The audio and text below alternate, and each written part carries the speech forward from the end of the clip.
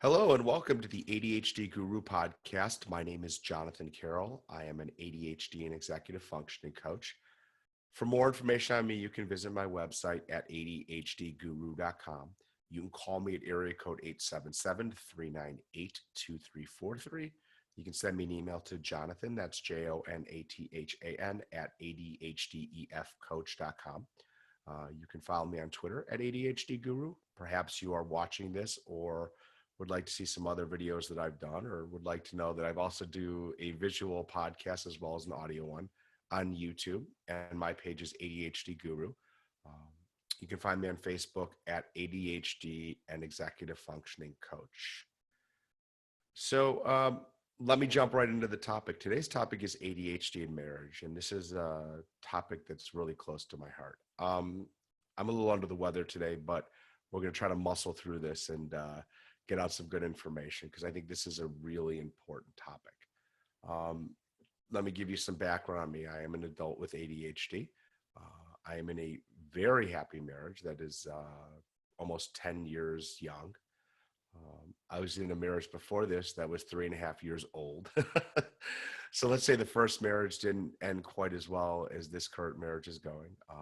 And I don't say that out of bitterness or animosity. I say that because, I think sometimes things don't work and you live and you learn from those opportunities.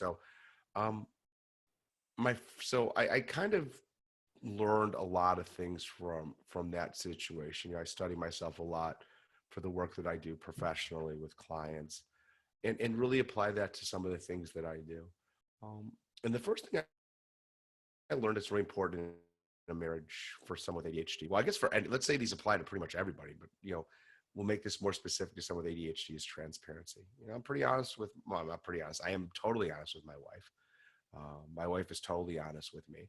Um, I don't believe in secrets, and I think it's important that you live in that manner.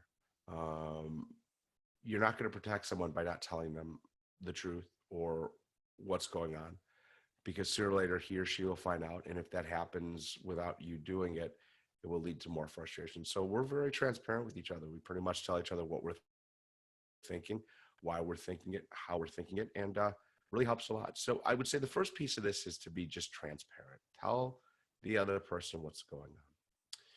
The second thing for me is, and this is one that I really probably struggled with a lot in my first marriage, but have worked on extensively in this one, is I don't always have to be right.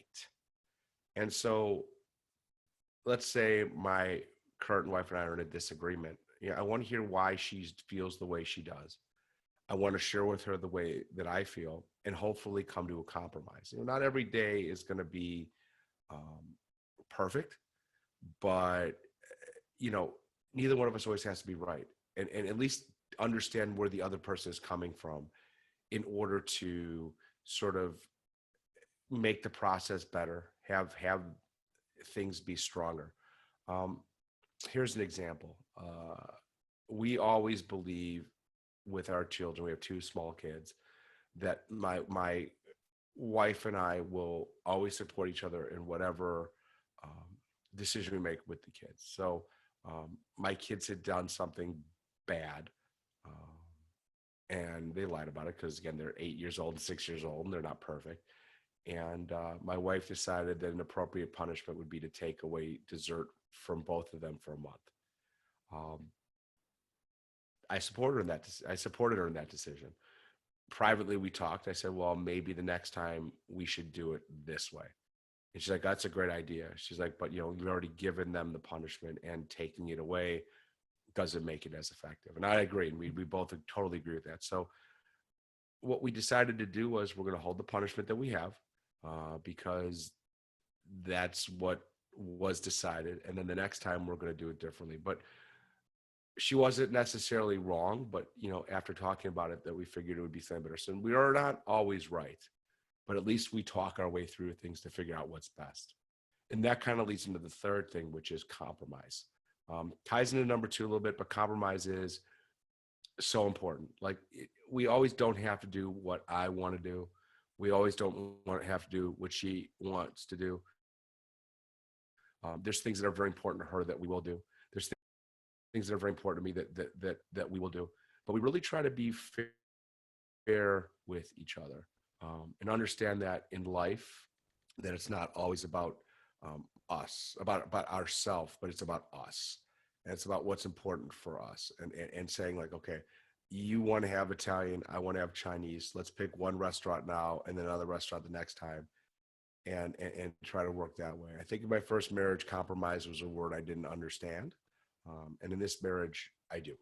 So really working on that idea of just compromising, and not always keeping a list of like, well, this time I decided to do this, next time we do that. It's more of like, okay, make it just a consistent pattern, and the results will show themselves. So compromise is the third one.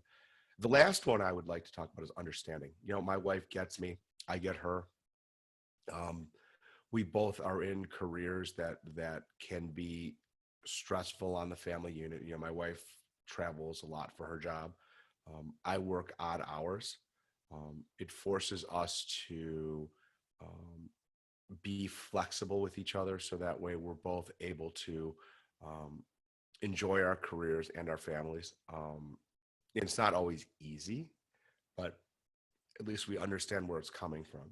And I think that's what's most important. So the both of us do a really good job of understanding each other's needs.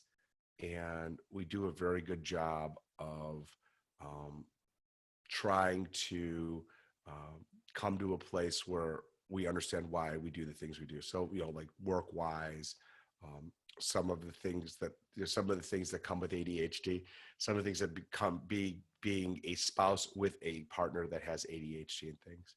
So those four areas are really important. So let me recap those for you. The four things I would say that really help an ADHD marriage be successful, or any marriage, I should say, is transparency, not always having to be right, compromise, and understanding. So with that, let me close by giving you my contact information one more time. Again, I am Jonathan Carroll. I am an ADHD and executive functioning coach. You can find out more about me at ADHDguru.com. You can call me at area code 877-398-2343. You can shoot me an email to Jonathan, that's JONATHAN at ADHDEFcoach.com. Um, you can follow me on Twitter at ADHD Guru. You can follow me on YouTube, or maybe you're watching this video on YouTube at ADHD Guru. You can find me on Facebook at ADHD and Executive Functioning Coach. Thank you again for listening. And again, your feedback, your ratings, and all that on iTunes or the Google Play Store would be greatly appreciated as I try to build this podcast. And any show topic ideas you have are always welcome. Thank you so much, and we'll see you the next time.